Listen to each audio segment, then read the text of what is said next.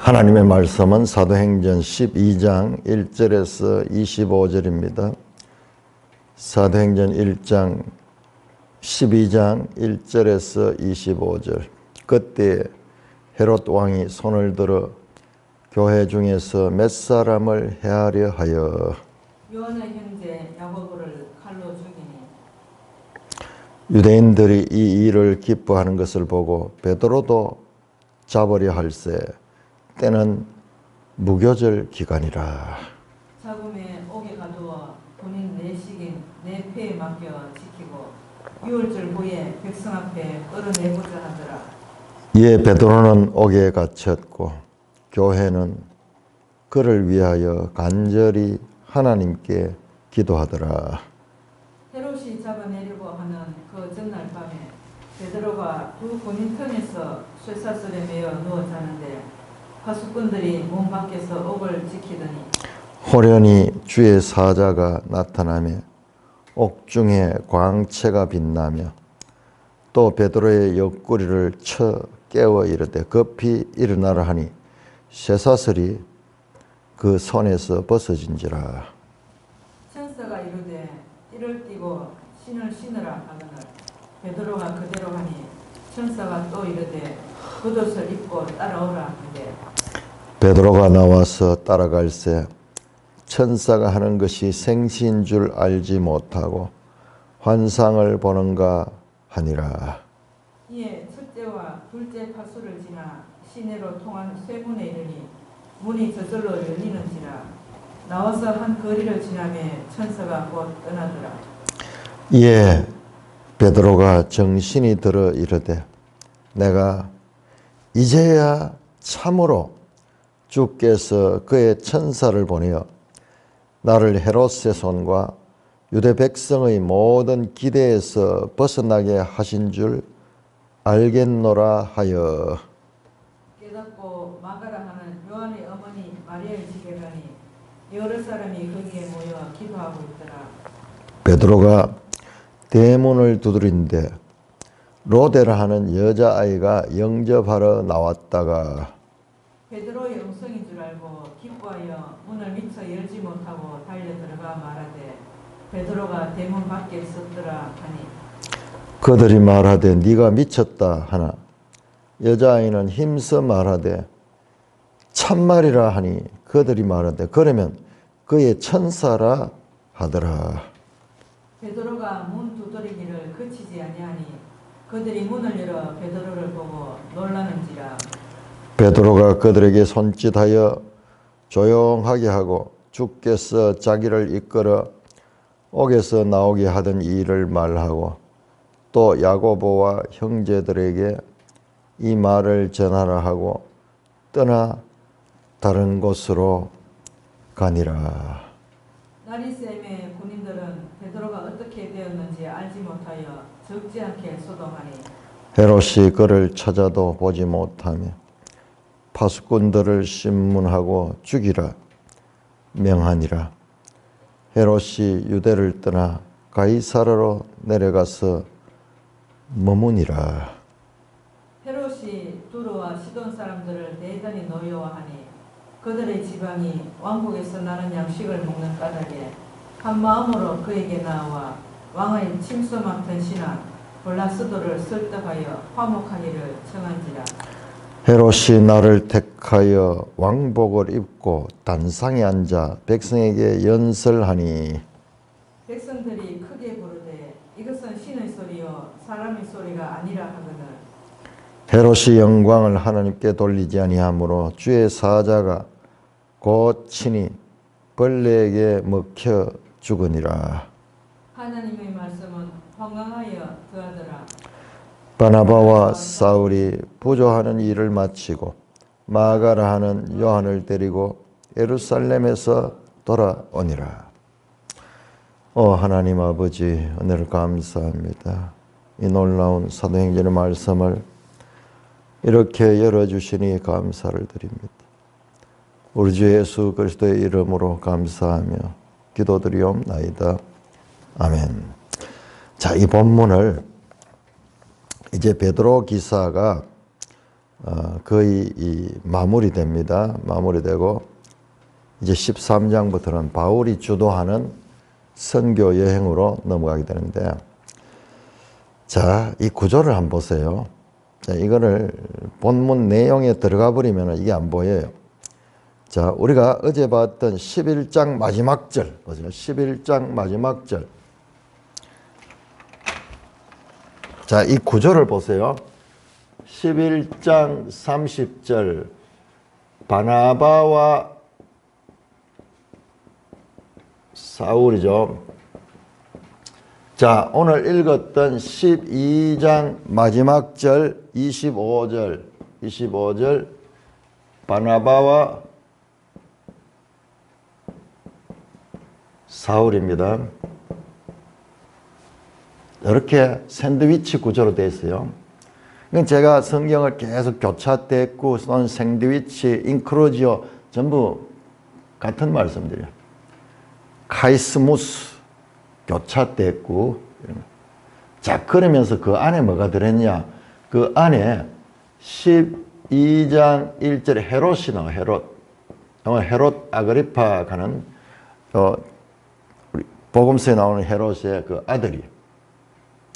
그 다음에 헤롯이 그 야고보를 죽이죠. 헤롯이 등장하고. 그러면서 12장 후반절에 23절에 헤롯의 죽음.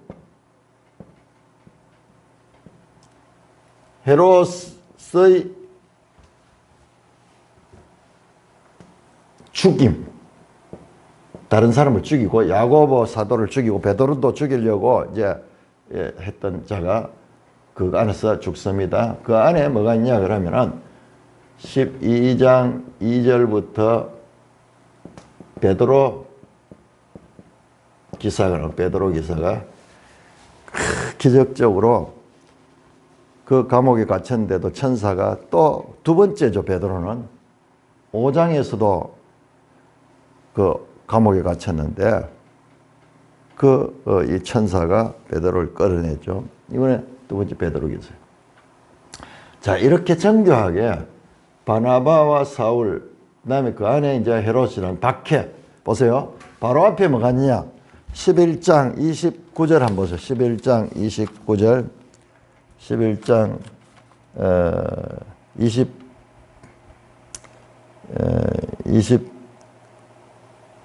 26절 보세요. 6절.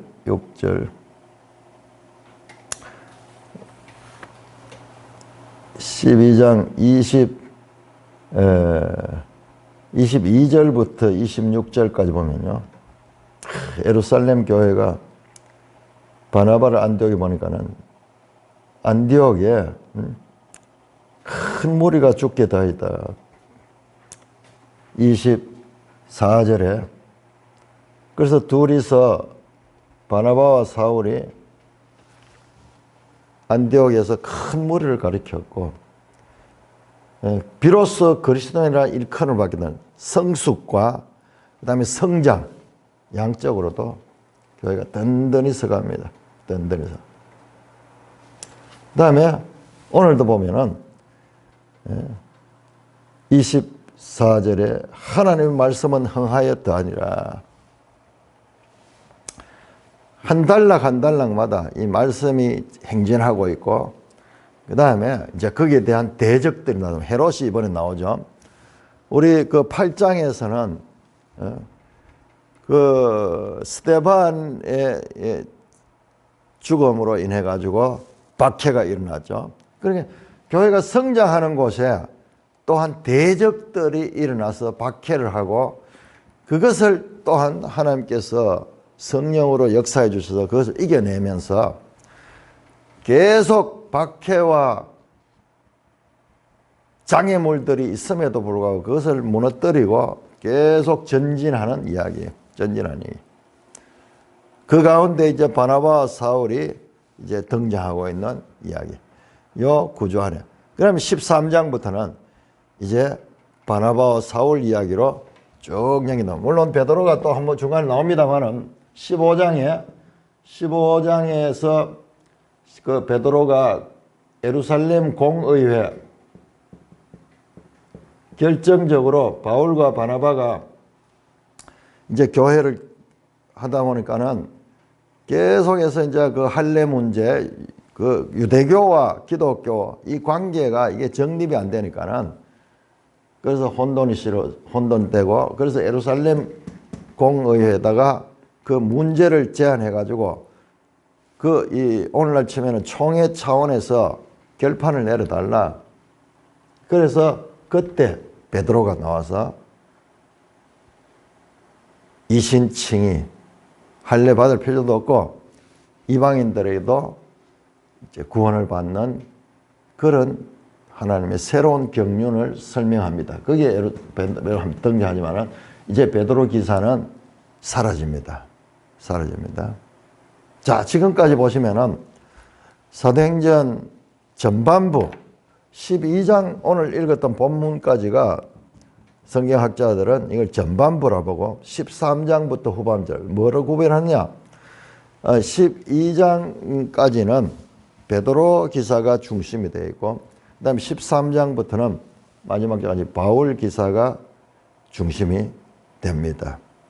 또 다른 면을 보면 여기는 아직까지 12장까지는 유대인 중심이었고 이제 13장 이후로는 이방 땅으로 복음을 직접적으로 전파하는 그런 내용으로 나타나게 됩니다. 자, 그런데 그 과정에서 우리가 자세히 보면은 지금 누가는 지금 여기도 마찬가지죠. 바나바를 빼고 사울, 이제 바울이 되죠. 앞으로 그 사울이라는 이름은 히브리식 이름이고 베냐민 지파의 사울 왕 있잖아요. 사울 왕. 근데 이게 히브리식 이름이고 바울이라는 이름은 로마식 이름. 로마식 폴. 예? 오늘날 그 폴 하는 그 이름. 로마식 이름. 요한이라는 이름은 히브리식 이름이고 마르코. 이것은 로마식 이름이요. 바나바도 마찬가지예요. 바나바도 원래 이름이 요셉이에요. 요셉. 근데 요셉이라 하고 바나바라 하고 이런 식으로 벌써 이름에서 글로벌 하잖아요. 이름에서 글로벌한 이름이다. 이것도 아주 중요한 의미를 가진 거예요. 그냥 유대인이 아니라 양쪽 국제적인 그런 이름을 가지고 있는 그런 모습이죠. 자, 그러니까 여기서도 바울 베드로죠. 좀 더 크게 볼까요? 자, 7장 50 몇 절입니까? 거기에 사울이 한번 등장했겠네요. 사울, 스데반, 사울 등장했죠.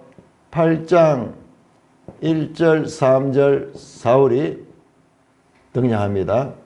자, 그런데 이제 8장 14절에서 17절 베드로, 요한 등장해요.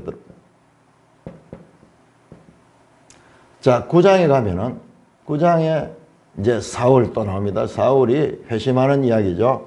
그리고 9장 전체가 회심하고 그 다음에 사울이 복음을 전하는 그런 내용을 하죠. 10장 베드로죠. 고넬료 집에 베드로 사건 9장 말미부터 나옵니다. 9장 후반절부터 베드로가 나와요. 크게 보면은 이렇게 돼요. 그 다음에 11장 베드로입니다. 베드로가 이제 그 예루살렘 사도들과 그 형제들에게 이 고넬료 사건을 설명한 내용입니다.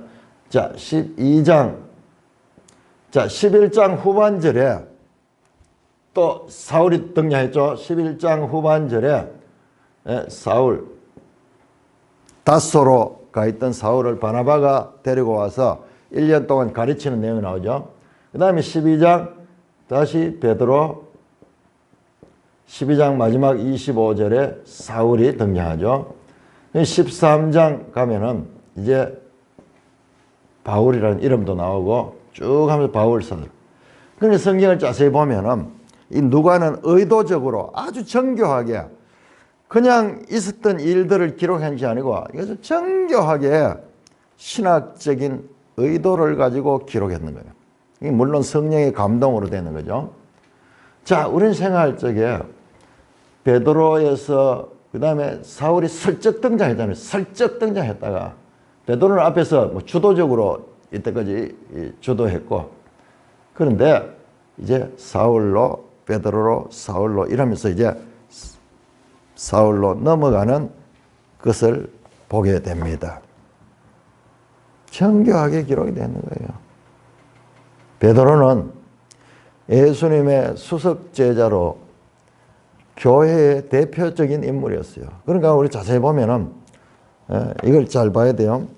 사마리아에도 빌립이 가서 전도했을 때 예루살렘에서 베드로와 요한을 파송했잖아요. 파송해서 지금 마찬가지로 11장에서 그 안디옥 교회가 막 부흥하니까는 바나바를 예루살렘 교회에서 보내가지고 그 교회를 지도하도록 했잖아요. 그러니까 바나바는 다시 다소에 있던 사울을 불러가지고 거기서 교회를 지도하고 있었죠. 자, 이렇게 예루살렘 교회는 나중에 15장 가면 예루살렘 교회가 교회 문제들을 또한 재판하듯이 그렇게 결의하는 그런 내용 나오는데, 예루살렘 교회가 온 세상의 모교회입니다. 모교회. 안디옥 교회가요, 안디옥이라는 도시가 엄청난 도시예요. 하나님께서 사실상 예루살렘보다는 안디옥이 훨씬 크고 인구도 많고 국제적인 도시예요. 그 예루살렘은 아무것도 아니에요. 거기는. 그러나 이 영적으로 이 예루살렘이 모교회가 되고 중심이 되어서 나오는데, 그 대표적인 인물이 베드로였습니다. 베드로는 누구냐? 주님의 부활을 목격했을 뿐만 아니라 주님으로부터 이 다락방 강화를 들었죠. 요한복음 14장에 16장, 내가 가면은 보혜사 성령이 올 것이다. 뿐만 아니라 부활하신 예수님께서 베드로를 만나가지고 요한복음 21장 15절 17절에서 네가 나를 사랑하냐 하면 3번이나 고백을 받아내죠. 그때 내 양을 먹이라, 그 말이 이제 교회를 목자로서 그 교회를 지도해야 될 것에 대한 사명을 받습니다. 그는 초대 교회 이 운동에 이 목자 같은 역할의 사명을 예수님께로부터 직접 받습니다. 그 12제자 중에서도 특별하게 이 부름에 맞게 사도행전 2장에서는 교회를 대표해서 오순절날 성령 강림 사건을 설명하고, 그리고 예수님의 부활과 성천을 선포했죠. 그것은 전부 다 구약 성경에 예언된 시편의 요엘서에 예언된 그 사건이 바로 예수 그리스도 사건이다. 그러면 오순절날 이러한 성령이 강림한 것은 바로 예수 그리스도께서 하신 것이다 라는 설교를 하고 담대하게 전했죠. 그의 설교로 3,000명이 세례를 받고 제자가 되었습니다. 그 후에 베드로는 성전에서 유대 관원들과 장로들과 서기관들이 모인 앞에서 당대의 그리스도의 부활을 증거했죠. 그는 아나니아와 삽비라의 죽음을 통해서 교회의 질서를 세워갔고요. 성전에서 기적과 말씀을 선포하며 투옥되었지만 천사의 도움으로 기적적으로 풀려나 성전에서 또한 계속 가르치고 있었던 인물이에요. 복음이 사마리아에 전파되었을 때 요한과 함께 그곳에 가서 그 사마리아 성도들을 안수하니까 성령이 임하게 했던 분도, 성령이 임했던 8장 17절에 그것도 베드로와 요한의 사역이었습니다. 성령께서 고넬료의 가정에 보내사 그들에게 성령이 임하고 세례를 베풀었습니다. 자, 베드로는 이 사실을 예루살렘 교회에 보고하고 이방인 전도를 공부하며 일치된 의견을 가지고, 이방인에 대해서 이제 온 교회가 이해할 수 있도록 베드로가 그 틀을 만들었죠. 뿐만 아니라 이 경험을 가지고 예루살렘 공의회에서 이방인들도 주 예수의 은혜로 구원을 받는다는 가르침을 공적으로 분명하게 전했죠. 15장에서 이방인들도 예수 그리스도를 믿음으로 말미암아 구원한다. 이게 바로 바울이 발전시킨 이신칭의, 로마서의 핵심 사상 이신칭의 교리의 시작이 바로 이와 같은 베드로로부터 시작인 베드로. 그게 나오기까지 얼마나 힘들었다는 걸 우리가 앞에서 자세히 봤죠. 베드로가 주도한 10장의 고넬료 사건과 11장의 예루살렘 사도와 형제들이 공감한 이방인에 대한 구원 사건은 뭐냐? 13장부터 시작이 될 바울의 1차 전도 여행의 모든 배경이 됩니다. 바울의 제자였던 누가는 베드로와 바울을 지금 이런 방법을 타가지고 베드로와 바울을 동등하게 이렇게 놓으려고 합니다. 우리 본문으로 들어가 보면 이게 안 보여요. 밖에서 멀리서 이제 조감도 위에서 내려다 볼 때 이게 보여요. 바울의 제자였던 누가는 베드로와 바울을 동등하게 놓으며 누가는 베드로의 사역과 바울의 사역을 대칭시키고 있습니다. 정교하게 그렇게 되어 있어요. 한번 내가 말씀드리면 아 그렇구나 알게 돼요. 베드로는 유대인을 위한 사도 또는 할례자의 사도로고 갈라디아 2장 8절에서 바울이 말하죠. 뿐만 아니라 바울은 이방인의 사도, 무할례자의 사도로서 갈라디아 2장 8절에서 자신을 말씀하며 베드로와 자신의 역할을 상호 보완적이면서도 대조적인 그런 역할을 하고 해석합니다. 베드로는 오순절에 설교를 했죠. 그런데 바울은 이제 13장에 가면은 비시디아 안디옥에서 예수 그리스도의 부활을 증거합니다. 여러분 그 설교 내용을 내가 분석해 봤는데요. 베드로가 2장에서 설교한 내용의 분량이나 13장에서 바울이 비시디아 안디옥에서 설교했는 분량의 내용이 거의 같아요. 분량 면에서 같고 그 다음에 그 안에 보면은 인용 성경이 2장과 14장에 거의 같아요. 같은 게 제가 같은 걸 지금 세 군데를 찾았어요. 세 군데를. 뭐냐? 누가는요 정교하게 베드로와 바울을 서로 대칭적으로 놓고 있다는 것을 알 수 있습니다. 뿐만 아니라 베드로가 예루살렘 감옥에서 하나님의 역사로 풀려나죠. 5장에서 그랬고 이제 우리가 오늘 읽었던 12장에서 풀려납니다. 바울도 동일하게요. 바울도 동일하게 16장에서 빌립보 감옥에서 하나님의 역사로 풀려납니다. 그 유명한 빌립보 간수에게 주 예수를 믿으라 그리하면 너와 내 집이 구원을 얻으리라. 그것도 주의 천사가 베드로와 바울을 동일하게 그 감옥에서 그들을 구원하는 역사가 일어납니다. 뿐만 아니라 베드로와 요한이 안수하자 사마리아에 성령이 맺죠. 이제 19장에 가면요. 바울이 에베소에서 온 이 세례를 받은 사람들에게 안수하니까는 성령이 그들에게 임합니다. 뿐만 아니라 두 사람 모두 안전뱅이를 일으킵니다. 성전 미문에 있던 그 3장에서 베드로가 일어나 걸으라 그랬듯이 바울도 마찬가지로 14장 8절에 10절 보면은 안전뱅이를 일으킵니다. 뿐만 아니라 두 분 다 죽은 자를 살립니다. 베드로는 다비다를 살렸고 그 다음에 요거 죽은 자 살리는 게 여기 좀 더 교회하고 연결되네요. 다비다는 제자였죠. 뿐만 아니라 사도 바울은 20장 7절에 12절에 그 아마 에베소일 거예요. 에베소 말씀을 전한 중에 유두과라는 청년이 2층에서 졸다가 떨어져가 죽어버리죠. 그걸 다시 살려냅니다. 이와 같이 자세히 보면은 누가는 베드로와 바울을 대칭적으로 놓으며 베드로의 사역과 바울의 사역을 일치시켜 연결시키고 있어. 여러분 제가 앞에서 말씀드렸죠. 베드로의 사역이 뭐냐? 예수님의 사역과 그대로 짓는. 그걸 지금 제가 강조했잖아요. 마지막에 성전에서 예수님께서 가르치고 기적을 행하시고 그렇게 했죠. 지금 베드로 사건도 3장 처음부터 성전에서 일했죠.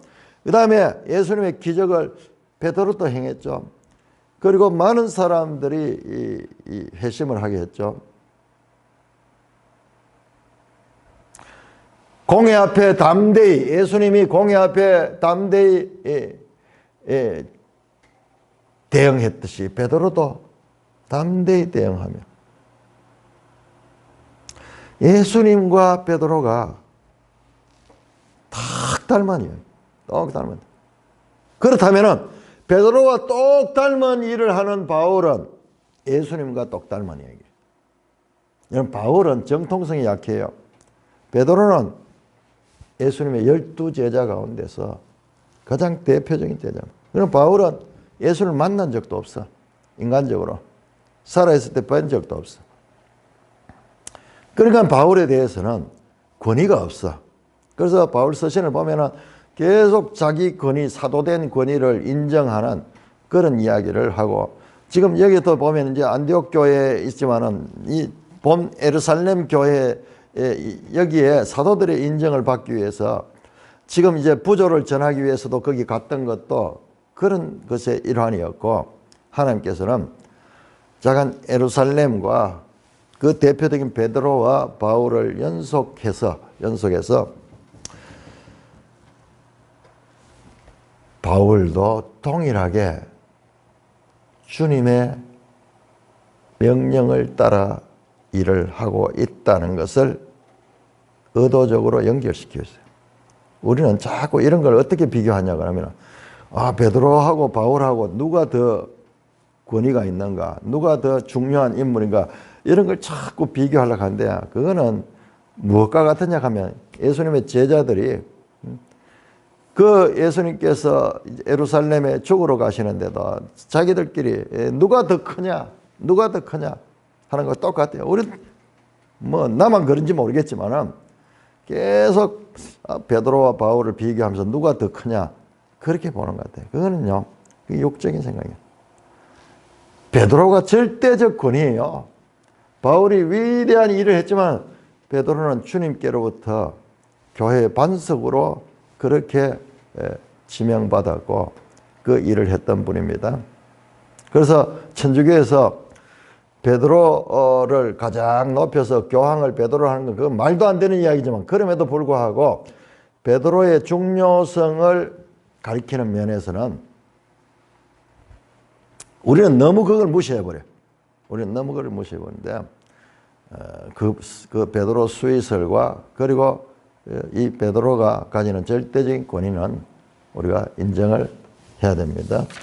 자, 뿐만 아니라 그렇다고 해서 바울을 약화시킨 게 아니라, 바울은 그 환경적으로 예수님 만난 적이 없지만, 그러나 베드로를 통하여 동등하게 누가가 기록을 함을 통해 가지고 이 초대교회의 사도들의 연속성, 전부 예수 그리스도로부터 이 연속성을 지금 의도적으로 강조하고 있다는 것을 우리가 알아야 됩니다.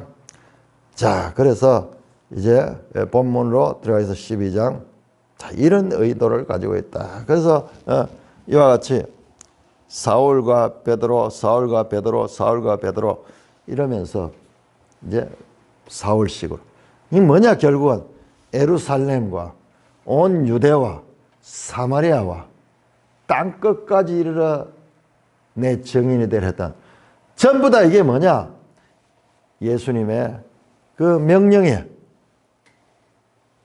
도구들로서 예루살렘과 온 유대 지역은 이 베드로를 인하여서 이제 그 넘어서 땅끝까지 이르는 이방인에 대한 전도는 바울을 통해서 이어져가는 그와 같은 것이다.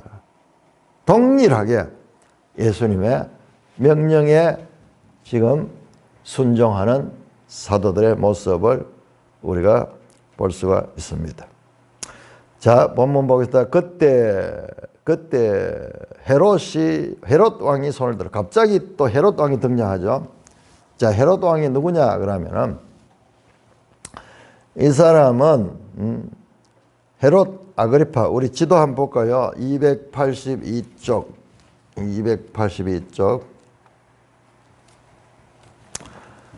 보시면은 거기 헤롯 가문의 통치자들 쭉 나오죠. 헤롯 1세, 헤롯 아켈라오, 헤롯 빌립, 헤롯 안디바, 그 밑에 있는 헤롯 아그리파 1세. 이 사람. 헤롯 대왕의 손자고. 자, 활동했던 시기가 AD 37년에서 44년 동안 거기에 유대 왕으로 있습니다. 자, 이 헤롯이 왜 교회 몇 사람을 해하려 했느냐? 이 헤롯이 정통성이 없잖아요. 유대인이 아니잖아요. 에돔 사람이잖아요. 그러니까는 보니까는 이 당시에 이제 이 그리스도인들이 막 나오는데 유대인들의 공분을 상하고 있는 거야. 유대인들의. 그러니까는 다수인 유대인들의 비위를 맞추기 위해서 기독교를 박해하는 그와 같은 일이었습니다.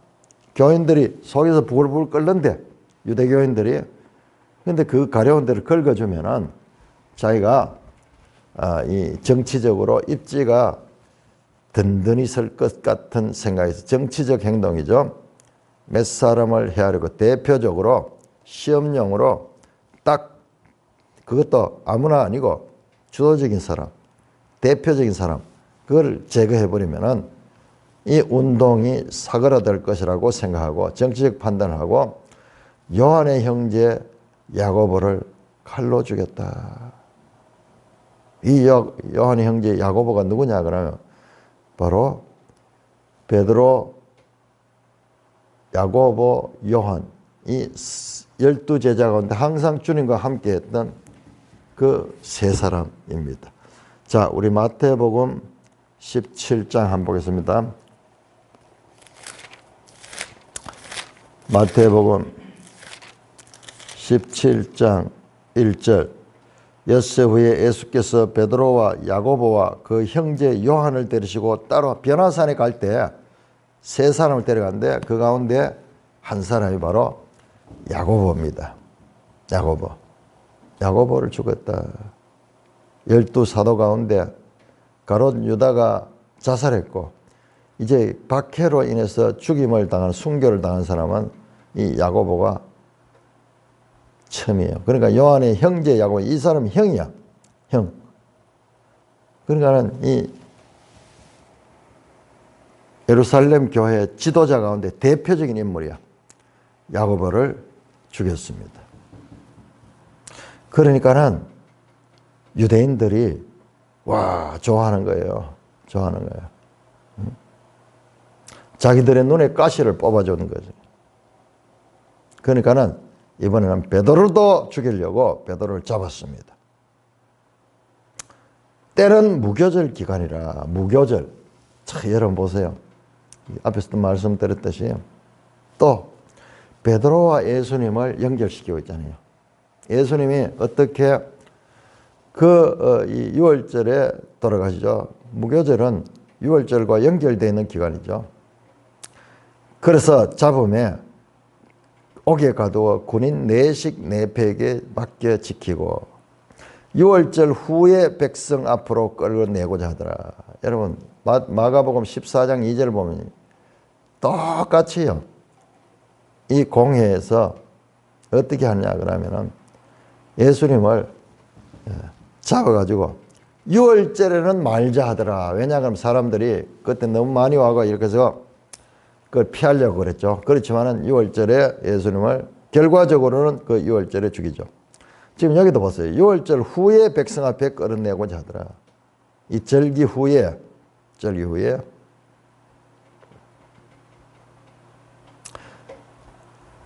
자 보세요. 한 사람을 잡아가 옥에 가두는데 군인이 내식 내패 와, 한 사람 그 감옥에 넣는데 네 사람이 한 조가 돼가지고 그게 네 개의 조가 베드로를 지키는. 그러니까 24시간 네 개의 경비대가 베드로를 지키는. 왜 그랬을까요? 아니 뭐 대단하다고 이렇게 사모하게 했을까요? 5장에서 베드로는 먼저 이 사내들인 공회에 의해서 투옥됐다가 그 가운데서 흔적도 없이 천사가 그를 풀어내줘서 분명히 가다라는데 성전에서 말씀을 전하는 그 소문을 들었겠죠. 그 일을 들었. 그래서 이번에는 절대 쉴 수 없다 그러면서 이렇게 내식 내 배에게 맡겨 6월절 후에 백성 앞에 꺼내자. 자, 이에 베드로는 옥에 갇혔고 교회는 그를 위하여 간절히 하나님께 기도하더라. 베드로는 옥에 갇혔고 교회는 간절히 하나님께 기도하더라.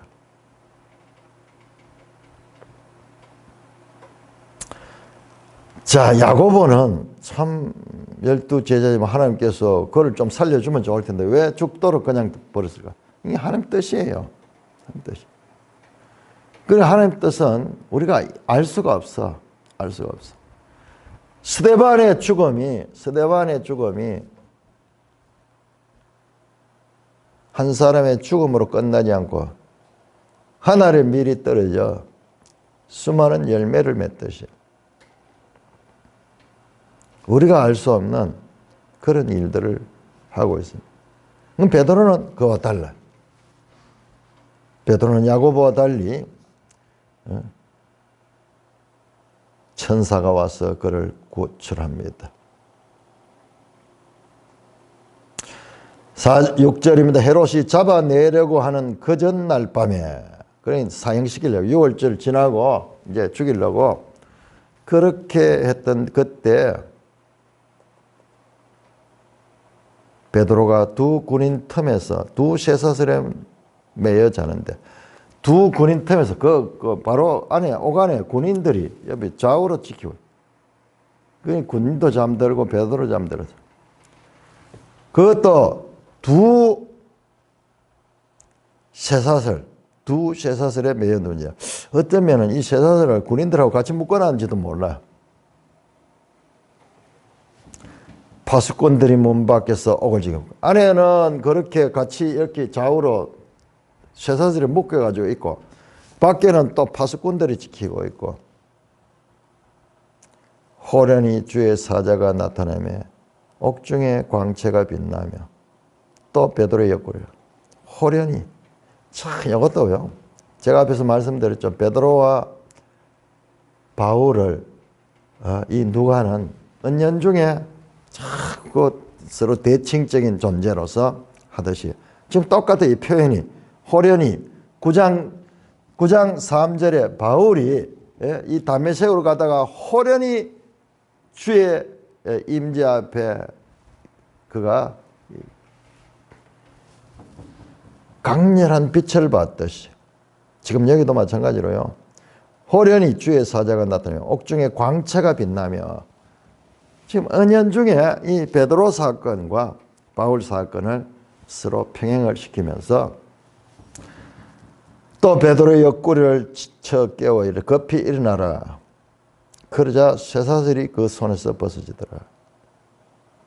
천사가 이르되 띠를 띠고 신을 신으라. 베드로가 그대로 하니 천사가 또 이르되 겉옷을 입고 따라오라.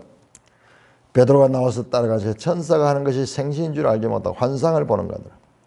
첫째와 둘째 파수를 지나가지고, 이야, 이중으로 파수를 지났는데 시내를 통한 쇠문에 이르니 문이 저절로 열리니라. 나와서 한 거리를 지나며 천사가 곧 떠나더라. 자, 이렇게 베드로가 감옥에서 이 천사의 기적적 도움을 통하여 구출되는 장면을 합니다. 이것도 자세히 보면은 지금 베드로와 바울을 지금 계속 대조한다고 그랬죠.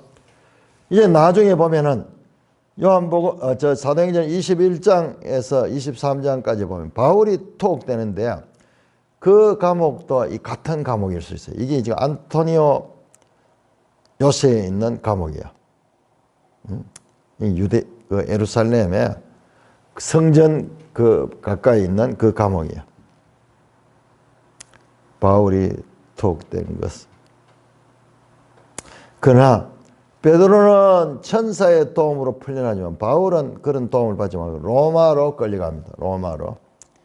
그러니까 획일적으로 그렇게 보면 안 돼요. 바울에게는 바울의 사역이 있고 베드로에게는 베드로의 사역이 있으니까 하나님께서 그에 적당한 방법으로 그들을 구출하는 모습을 볼 수가 있습니다. 자, 오늘 이 본문은 여기까지 보고 내일 또 이후의 내용들을 살펴보도록 그렇게 하겠습니다. 찬송가 210장입니다. 찬송가 210장.